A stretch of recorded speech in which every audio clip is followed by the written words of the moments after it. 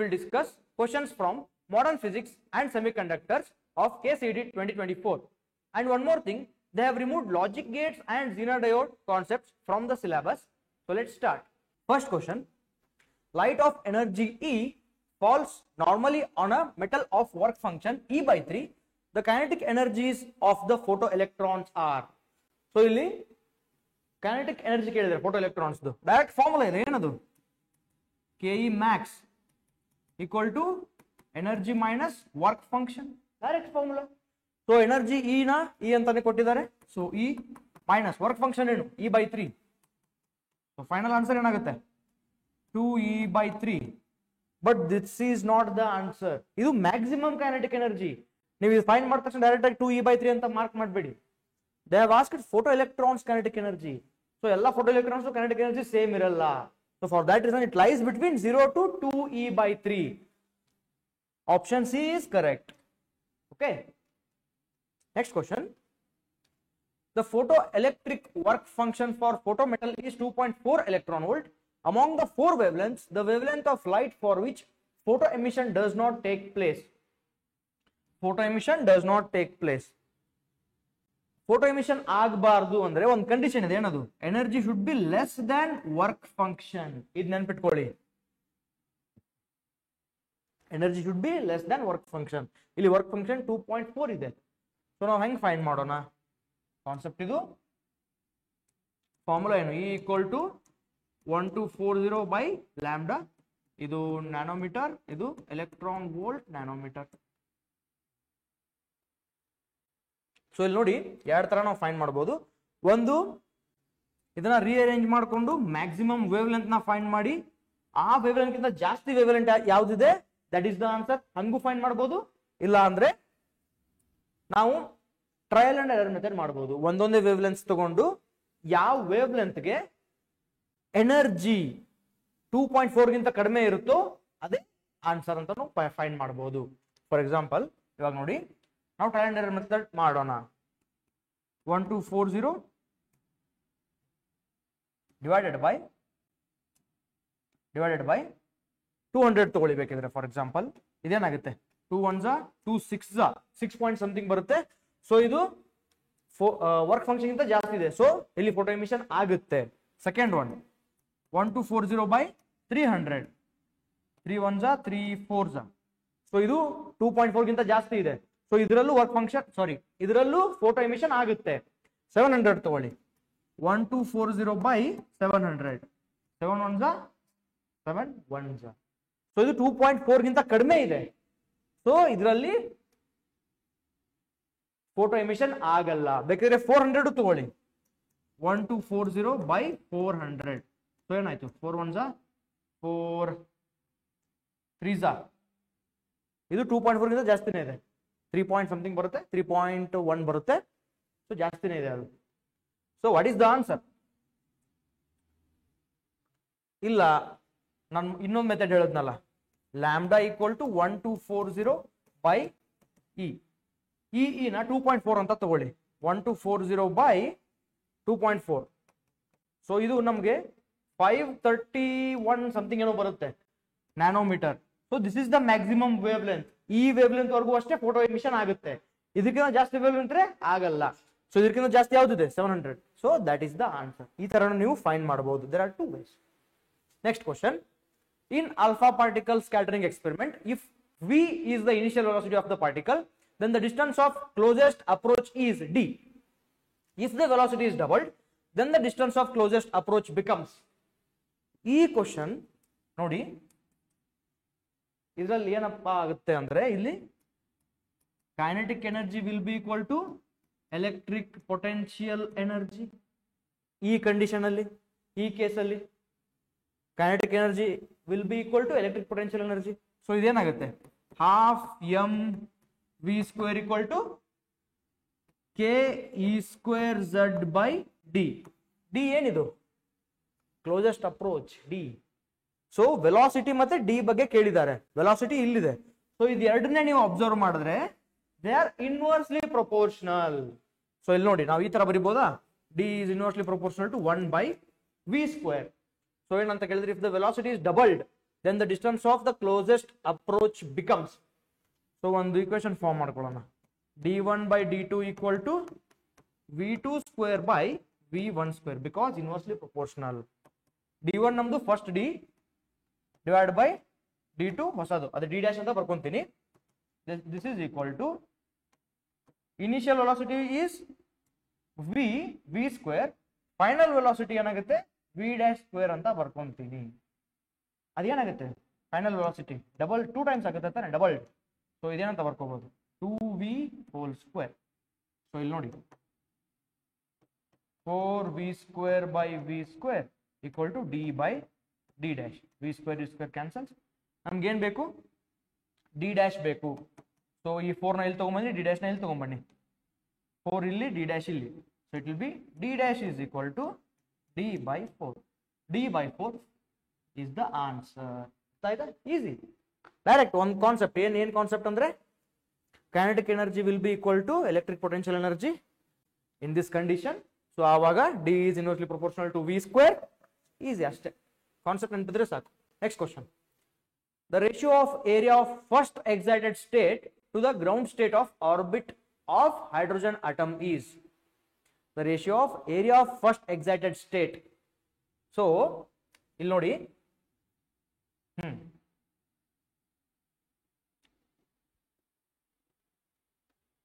ಏನ್ ಕೇಳಿದಾರೆ ಇಲ್ಲಿ, the ratio of area of first excited state to the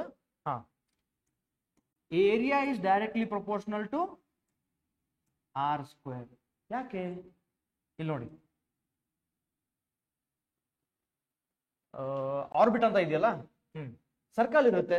so area is what pi R square. Okay, so A is directly proportional to R square. A1 by A2 is equal to R1 square by R2 square. Okay, so ಇಲ್ಲಿ ನೋಡಿ ಇನ್ನ ಒಂದು, R is directly proportional to N square.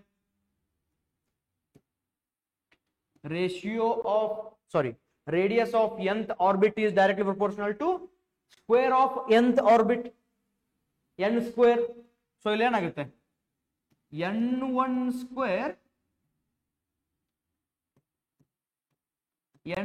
square whole square divided by n2 square whole square. So ಇಲ್ಲಿ ನೋಡಿ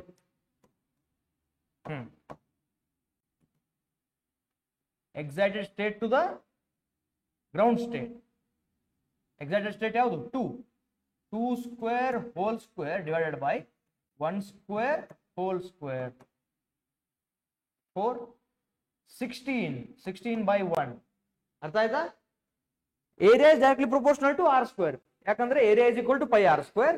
but ಇನ್ನೊಂದು ಏನಿದೆ, R N is directly proportional to N square. R N ಏನು, radius of the nth orbit is directly proportional to N square.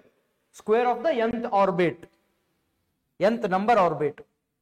So ಅದನ್ನ ನೀವು substitute ಮಾಡಿದ್ರೆ n1 power 4 divided by n2 power 4. ಇಲ್ಲಿ 1 ಏನಂತ ತಗೊಂಡಿದ್ದೀವಿ ಅಂದ್ರೆ excited state is 1. okay, A1 is excited state, ಇದು excited state, ಇದು ground state, first excited. so answer is 16:1. easy ಇದೆ ಕಾನ್ಸೆಪ್ಟ್, ಡೈರೆಕ್ಟ್ ಕಾನ್ಸೆಪ್ಟ್ ಇಲ್ಲ formula. Next question. the ratio of volume of aluminum 27 nucleus to its surface area is. Ratio of volume and surface area ಕೇಳಿದ್ದಾರೆ. So ಏನಾಗುತ್ತೆ, volume, nucleus is sphere, 4/3 pi r cube volume divided by 4 pi r square. Surface area pi cancel, 4 cancel, ಏನು ಉಳಿತು r square cancel, r/3 ಉಳಿತು. But ನಮ್ಗೆ r0 ಅಲ್ಲಿ ಒಂದು relation ಇದೆ. ಏನು ಆರ್ದು, r is equal to r0 a power 1/3. a is atomic mass.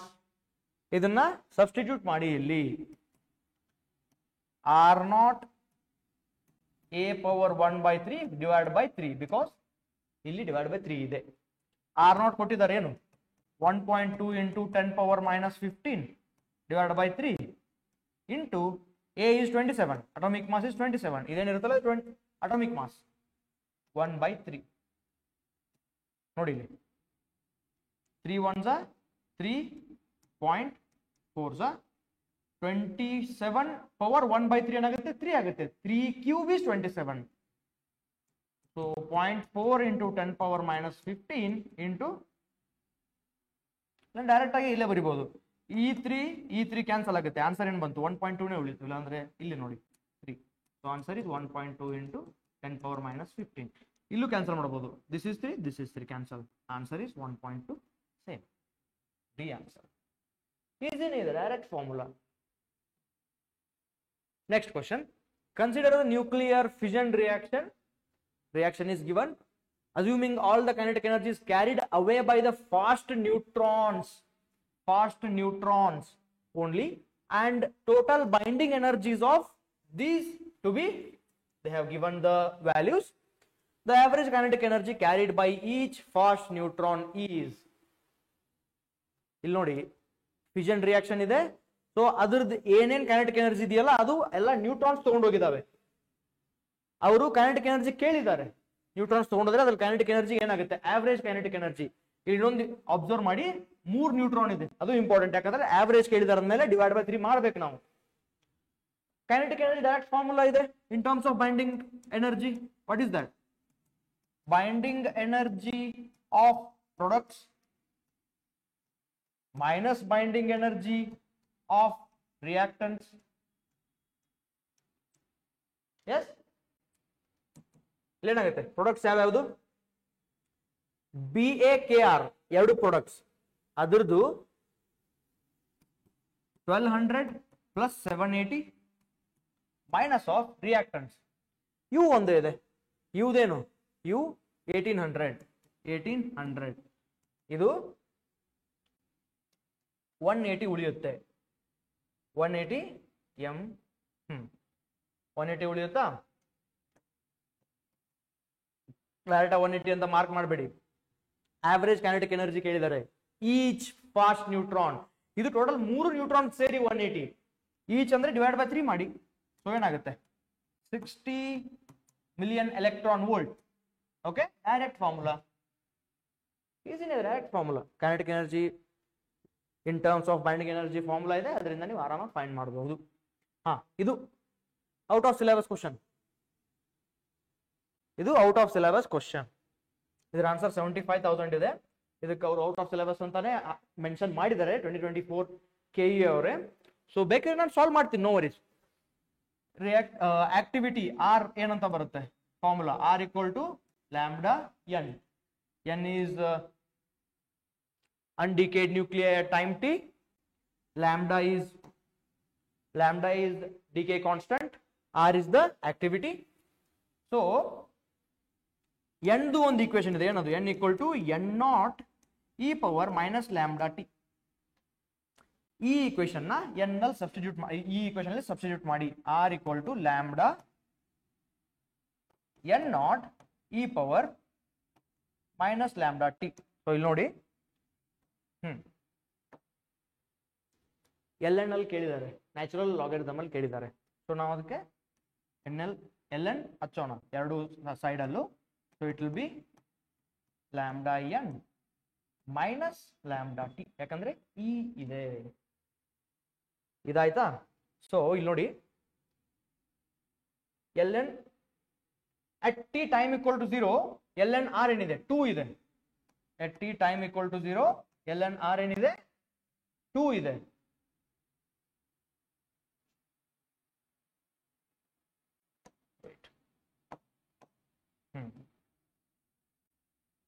Time 0 ಆದ್ರೆ L N R 2 ಇದೆ. ಸೊ ಇದೇನಾಯ್ತು, L N lambda equal to 2 ಆಯ್ತು. Okay, next at time t equal to 10 into 10 power 3, time t equal to 10 into 10 power 3, ಇಲ್ಲೇನಾಗುತ್ತೆ ln r equal to ln lambda n ನ 2 ಅಂತ already ಹೇಳಿದೀವಿ. ಯಾಕಂದ್ರೆ time equal to time t equal to 0 2 ಅಂತ ಬರುತ್ತೆ. So ಇಲ್ಲಿ ನೋಡಿ 2 minus of lambda 10 power 4. Okay.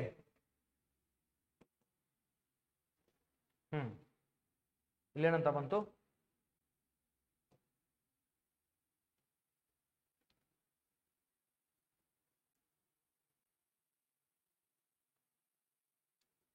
LNR 1 ಇದೆ, time t power 4 ಇದ್ದಾಗ LNR 1 ಇದೆ. ಸೊ ಇದು 1 ಆಗುತ್ತೆ, ಇದು 1 ಆಗುತ್ತೆ, ಇದು 1 ಆಗುತ್ತೆ. So 2 minus lambda t power 10 1. ಇಲ್ಲಿ ನೋಡಿ, lambda 10 equal to 1. So lambda ಏನಾಯ್ತು ಇಲ್ಲಿ 10 ಪವರ್ ಮೈನಸ್ 4 ಆಯಿತು. ಡಿ ಕೆ ಕಾನ್ಸ್ಟೆಂಟ್ ನಾವು ಫೈಂಡ್ ಮಾಡಿದ್ವಾ? ಇದರಿಂದ ನಾವು ಈ ಈಕ್ವೇಶನ್ ನ ಯೂಸ್ ಮಾಡಿಕೊಂಡು ಇನ್ನ ಆನ್ಸರ್ ಫೈಂಡ್ ಮಾಡೋಣ. ಇಲ್ಲಿ ನೋಡಿ,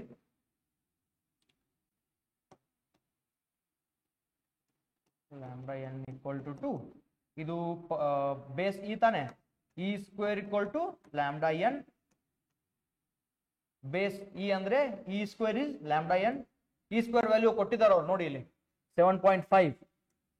ಇ ಸ್ಕ್ವೇರ್ 7.5 ಅಂದ್ರೆ 7.5 into lambda is 10 power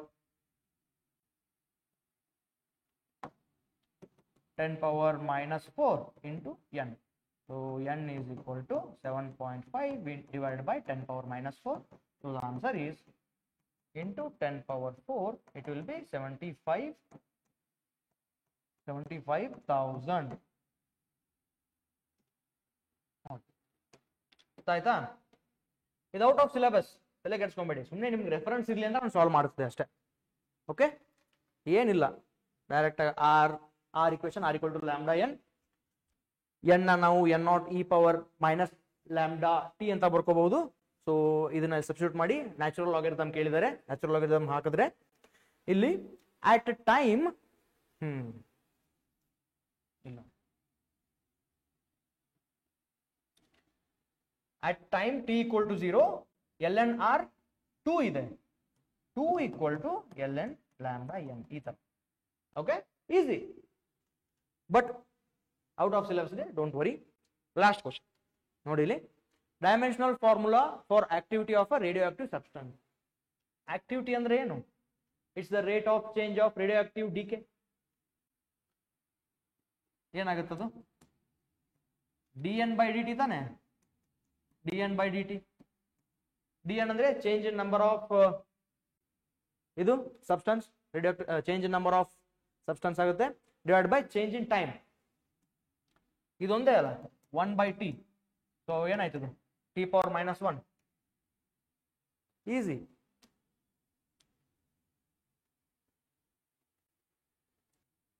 The question is, depletion region in an unbiased semiconductor diode is the region consisting of. Depletion region ಅಂದ್ರೆ ಯಾವುದು? ಇದು.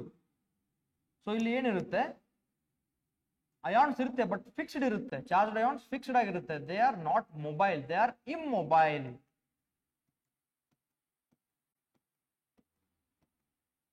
ಫಾರ್ ದಟ್ ರೀಸನ್ ಇಲ್ಲಿ ಯಾವುದು ಫ್ರೀ ಎಲೆಕ್ಟ್ರಾನ್ಸ್ ಮತ್ತೆ ಹೋಲ್ಸ್ ಇರಲ್ಲ.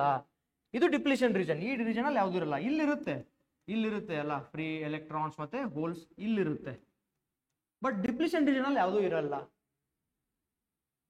Next question, the upper level of valence band and lower level of conduction band overlap in the case of.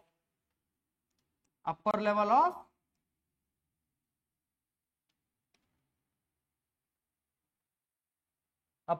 valence band. Upper level of valence band, this is the upper level, and lower level of conduction band.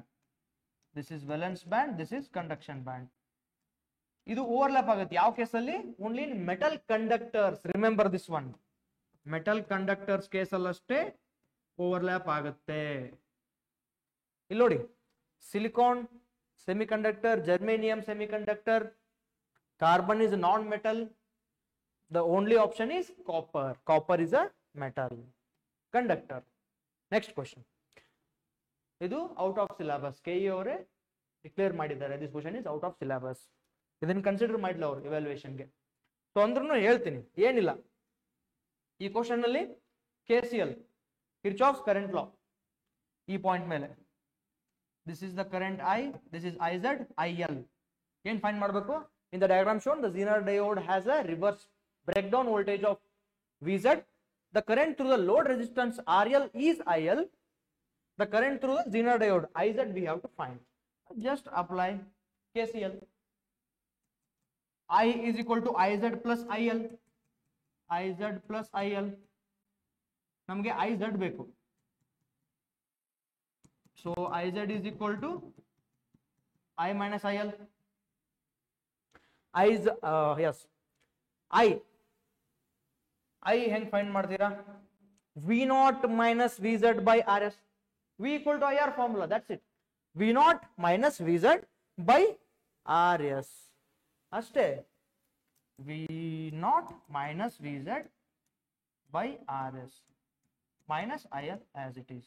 So the answer is D. Easy, but out of syllabus. ಯಾಕಂದ್ರೆ Zener diode ತೆಗೆದಿದ್ದಾರೆ syllabus ಇಂದ. Last question. A PN junction diode is connected to a battery of EMF 5.7 volt in series with a resistance 5 kilo ohms such that it is forward biased. If the barrier potential of the diode is 0.7 volt, neglecting the diode resistance, the current in the circuit is. Okay. Diode.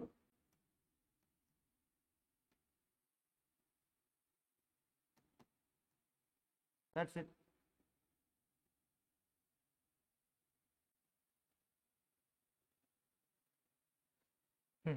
ಇದು 0.7 volt. This is 5.7 volt. ಇದು 5 kilo ohms. Current find ಮಾಡಕ್ಕೆ ಹೇಳಿದ್ದಾರೆ. V equal to IR. Same. V equal to IR. That's it. I equal to V. 5.7 minus 0.7 divided by R. 5 kilo. ಏನಾಯ್ತು? 5 by 5 into 10 power 3. So the answer is 10 power minus 3. ಏನು? 1 microamps. 1 microamps. ಮತ್ತೆ ಸಿಗೋಣ. Till then, keep practicing. I am Ola from Shri Gurukula signing off.